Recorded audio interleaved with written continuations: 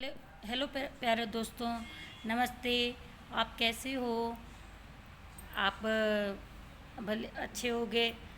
और मैं 2 दिन से क्लास लेकर नहीं आ पा रही थी और मेरी थोड़ी तबीयत नहीं ठीक थी, इसके वजह से आज की क्लास में मैं वैचारिक पृष्ठभूमि का जो मेरा सीरीज चल रहा है, उस सीरीज के अकॉर्डिंग आज नव जागरण का प्रभाव मैं इस क्लास में पढ़ाने वाली हूँ। नव जागरण के आधुनिक भावबोध ने लोगों को जागरूक किया। लोगों ने अंग्रेजों के उत्पीड़न को समझा। किसानों ने अपनी दुर्दशा का कारण केवल जमींदारों को मानना छोड़ अंग्रेजों की नीतियों को माना। यही कारण है कि 20वीं सदी में यह आंदोलन राष्ट्रीय आंदोलन से जुड़ गया। जो किसान थे सभी लोग जागरूक हो गए। ये मैं आपको पिछले क्लास में बता चुकी हूँ कि जागरण मतलब जागना, हमारे साथ अच्छा हो रहा है या बुरा हो रहा है, इस चीज़ की सभी को, किसानों को, सभी वर्ग के लोगों को समझ हो चुकी थी। अंग्रेजों ने भारत का शोषण आर्थिक संदर्भ में आरंभ किया। शिक्षा व आधुनिक ज्ञान विज्ञान से लैस दादा भाई नौरोजी ने अंग्रेजों की आर्थिक नीतियों की पोल खोली। लोगों को अपने अधिकार समझ में आने लगे। कई पत्र पत्रिकाएं निकालकर विचारों को व्यक्त किया गया। इसमें नवजागरण का प्रभाव फैलता गया। इससे नवजागरण का जो पत्र पत्रिकाएं निकले, उससे नवजागरण का प्रभाव फैलता चला गया। कई संस्थानों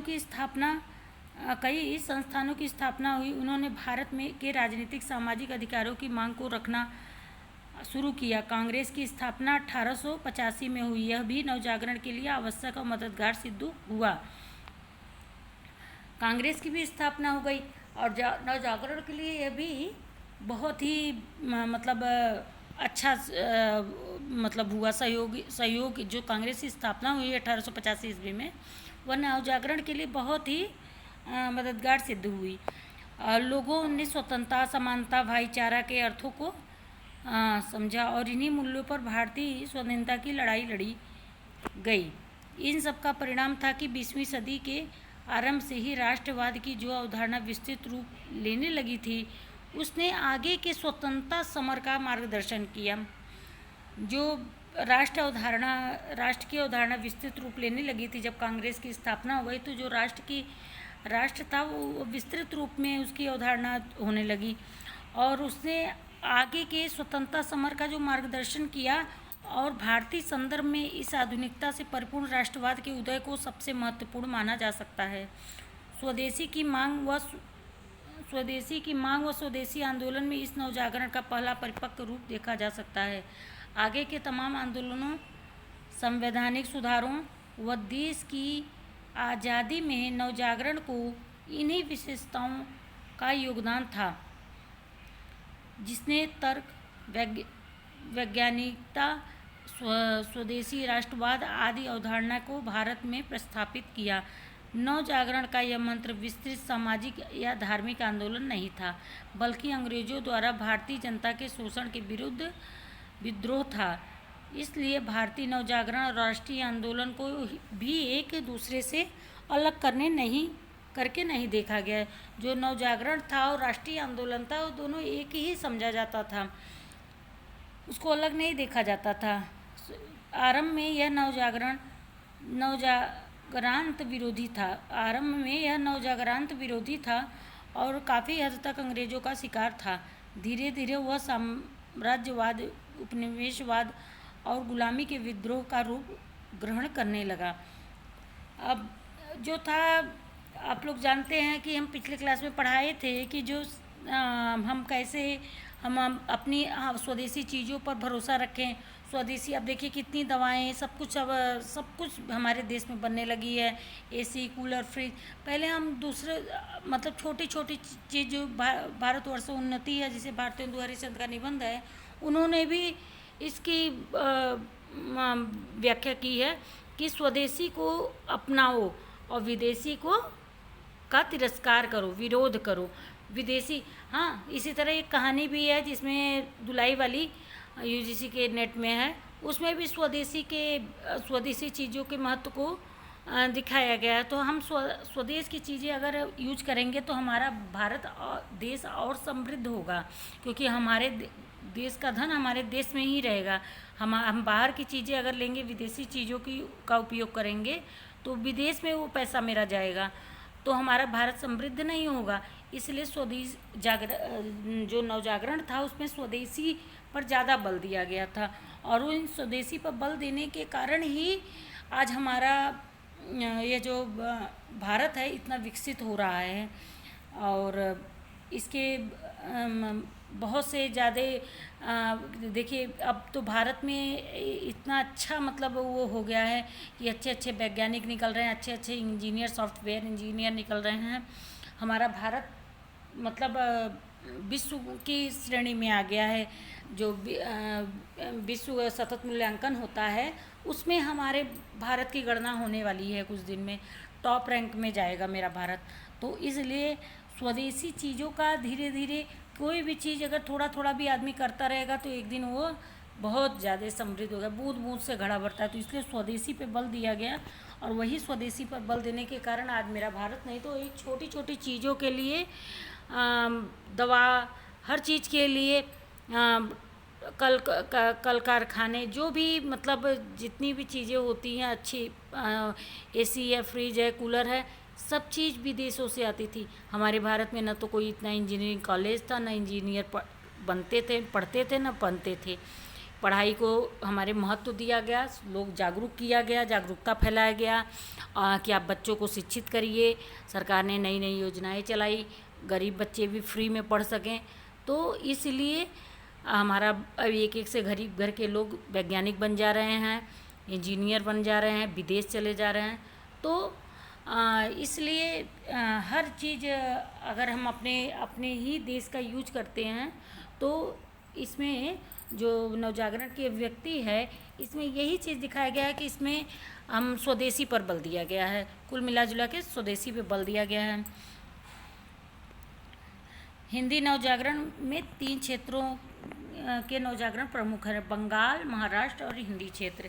हिंदी नवजागरण में 3 क्षेत्रों के नवजागरण प्रमुख हैं, बंगाल, महाराष्ट्र व हिंदी क्षेत्र। नोट, जैसे जिस तरह यूरोप और पश्चिमी देशों में यूनानी भाषा और साहित्य का प्रभाव पड़ा, उनकी प्रतिक्रिया के में लोग अपनी भाषा की ओर भी मुड़े। इस तरह इस पुनर्जागरण में धर्म और नए ज्ञान विज्ञान की भी महत्वपूर्ण भूमिका रही। भारत में नवजागरण का संबंध भी भाषा और धर्म से रहा। यहाँ पर पहले नवजागरण महात्मा गौतम बुद्ध के साथ आया। बुद्ध ने पुरानी जड़वादी परंपराओं को तोड़कर मनुष्य मनुष्य के बीच में भेद को मिटाया। उन्होंने संस्कृत भाषा के स्थान पर ज्ञान भाषा पाली में उपदेश देना प्रारंभ किया। दूसरा नवजागरण भक्ति काल में दिखाई पड़ता है। उत्तर भारत में देसी भाषाओं के उदय का यही समय है। इस आंदोलन का मुख्य आधार भी धर्म ही है। यद्यपि निर्गुण पंथियों ने धर्म की जातिवादी संकटताओं का गहरा प्रभाव किया। कुछ विद्वान इस्लाम के आगमन को भारतीय इतिहास का पहला नवजागरण मानते हैं, जबकि कुछ महात्मा बुद्ध के अभिभाव को पहले दृष्टि में के अनुसार 20वीं शताब्दी का नवजागरण भारतीय इतिहास का दूसरा नवजागरण है। वह दूसरी दृष्टि के अनुसार यह तीसरा जागरण है। विशाल भूभाग व जनसंख्या के कारण हिंदी क्षेत्र का नवजागरण महत्वपूर्ण है। हिंदी नवजागरण का आरंभ 1857 के प्रथम स्वतंत्रता संग्राम से माना जाता है। जो हिंदी नवजागरण है, नवजागरण आया जिससे लोगों को शिक्षित किया गया, उसमें बुराइयों, सती प्रथा, विधवा विवाह, इन सबको जो जाति विरोधी वो था, वो सब ख़त्म किया गया नवजागरण में। जब हिंदी नवजागरण की मतलब हिंदुस्तान में हिंदी को महत्व देना चाहिए, इस तरह का जब जो नवजागरण आया, उसमें जैसे भारतेंदु हरिश्चंद्र ने, महावीर प्रसाद द्विवेदी ने, ये सब ने बढ़ चढ़ के हिस्सा लिया। हिंदी नवजागरण का आरंभ 1857 के प्रथम स्वतंत्रता संग्राम से माना जाता है। हिंदी नवजागरण बंगाल, महाराष्ट्र के नवजागरण से मूलतः विभिन्न न होकर अपने आरंभ में दृष्टिकोण व तेवर को लेकर भिन्न हो गया। बंगाल का नवजागरण सांप्रदायिक व क्षेत्रीय दृष्टिकोण के समय नहीं हो सका तथा महाराष्ट्र में जाति संदर्भ बने रहे, परंतु भारतेंदु मंडल में संकट आए नहीं थी। भारतेंदु का प्रसिद्ध निबंध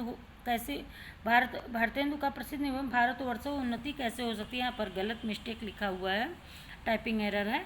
इसका परिणाम है आत्मक्षेत्र के जिस भाव को अभिव्यक्ति संपूर्ण भारतीय नवजागरण में है, उसका केंद्रीय भाव भारतीय सांस्कृतिक अस्मिता से संबंधित है। भारतीयों ने इस आत्मक्षेत्र को समष्टि चेतस की ओर उन्मुख किया। हिंदी नवजागरण को 3 चरणों में देखा जा सकता है।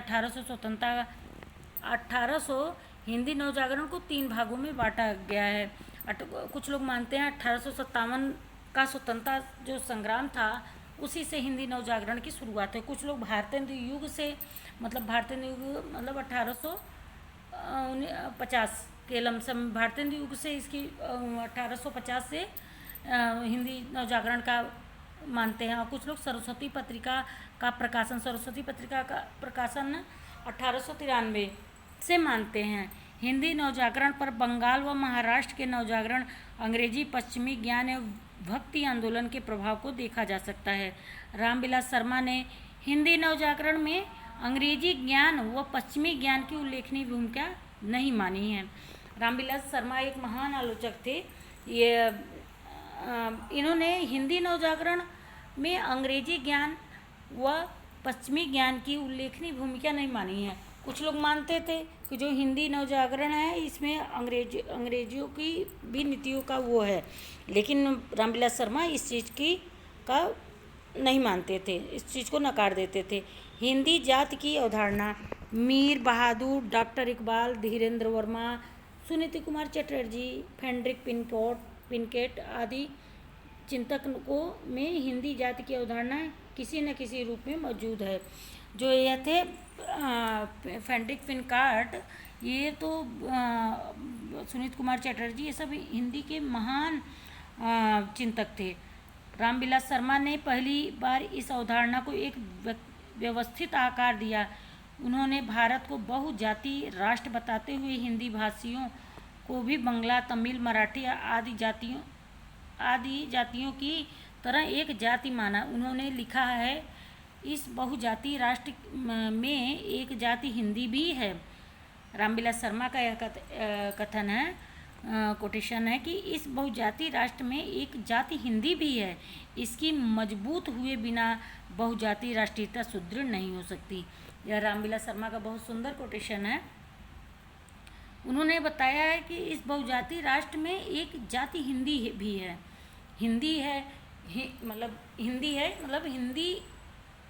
मतलब हिंदुस्तान में जो रहने वाला सब हिंदी है। हिंदुस्तान में जो रहता है अब कहने के लिए बहुत सब कहें कि मैं ये हूँ, मैं वो हूँ, लेकिन सभी हिंदी है, एक जाति है। हमारे यहाँ की हिंदुस्तान में एक जाति है, हिंदू। तो इसकी मजबूत हुए बिना बहुजाति राष्ट्रीयता सुदृढ़ नहीं हो सकती। उनकी महत्वपूर्ण स्थापना है कि हिंदी का जाति विकास 13वीं 14वीं सदी में खुसरो की खालिस खड़ी बोली की रचनाओं से शुरू हो जाता है। उन्होंने हिंदी नवजागरण या आधुनिक काल के 2 हिस्से किए, एक को लोक जागरण कहा और दूसरे को नवजागरण। पहले चरण जाति निर्माण का आंदोलन था। यह दौर व्यापारिक पूंजीवाद का था। भक्ति आंदोलन का काव्य लोक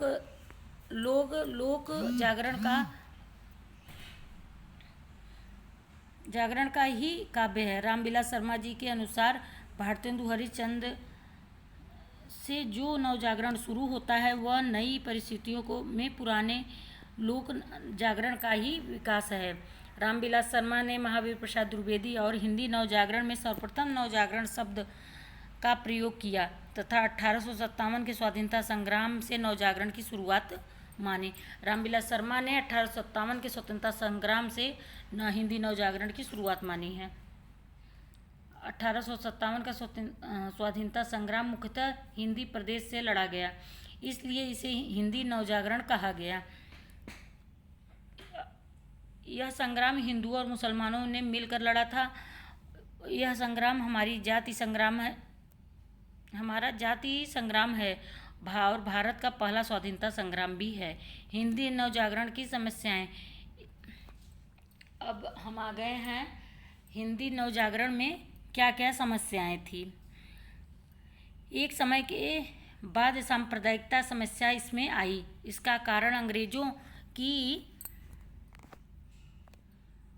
मुस्लिम तुष्टीकरण की नीति थी। 1909 ईस्वी में प्रथम निर्वाचन मंडल का प्रावधान इसका प्रमाण है।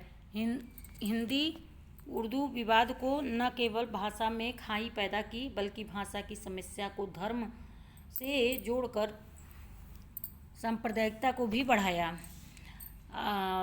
बहुविधि अब इस समय हमारे देश में यह समस्या व्यापक रूप ले ली है। आप लोग देख रहे होंगे तमाम तरह के दंगे हो रहे हैं, फसाद हो रहे हैं। हिंदू और उर्दू विवाद को ने न केवल भाषा में खाई पैदा की, बल्कि भाषा की समस्याओं को धर्म में से जोड़कर सांप्रदायिकता को भी बढ़ावा दिया। बहुभाषी देश में राष्ट्रभाषा के सवाल के कारण भी हिंदी नवजागरण प्रतिकूल रूप से प्रभावित हुआ। 19वीं शताब्दी का नवजागरण हिंदी साहित्य के इतिहास में दूसरा जागरण है। इसमें एक ओर भारतीय सामाजिक संस्कृति है तो दूसरी ओर पाश्चात्य संस्कृति। इस समय भारतीय संस्कृति आध्यात्म प्रधान मध्यकालीन दौर से गुजर रही थी, जबकि पाश्चात्य संस्कृति वैज्ञानिक और मशीनी क्रांति के आधार पर भौतिकवाद तथा पूंजीवाद का प्रतिनिधित्व कर रही थी। उसका आध्यात्मिक पक्ष तुलनात्मक रूप से कमजोर था, तो उसके पास वैज्ञानिक तार्किक शिक्षा थी। यह लौकिक मानसिकता की थी। समानता, स्वतंत्रता, बंधुत्व, न्याय की आधुनिक आदर्श थे जो तत्कालीन भारतीय समाज के लिए अनर्जित थे। जो तत्कालीन हमारा समाज था उस समय के उसे अर्जित नहीं किया जाता था। इन दोनों की टकराहट से भारतीय संस्कृति ने आधुनिक शिक्षा व भौतिकता सीखी। हमारा जो हिंदू और उर्दू की टकराहट थी, हिंदू मुस्लिम की टकराहट थी, इन दोनों टकराहट से भारतीय संस्कृति में जो आधुनिक शिक्षा आई है, कंप्यूटर है, योगा है, ये सब क्या है, मेरी आधुनिक शिक्षा है, बीटेक है, ये सब है। तो जब हिंदी नवजागरण में हिंदी को महत्व दिया गया तो मुस्लिम कहे कि मैं नहीं, उर्दू भी महत्व होना चाहिए।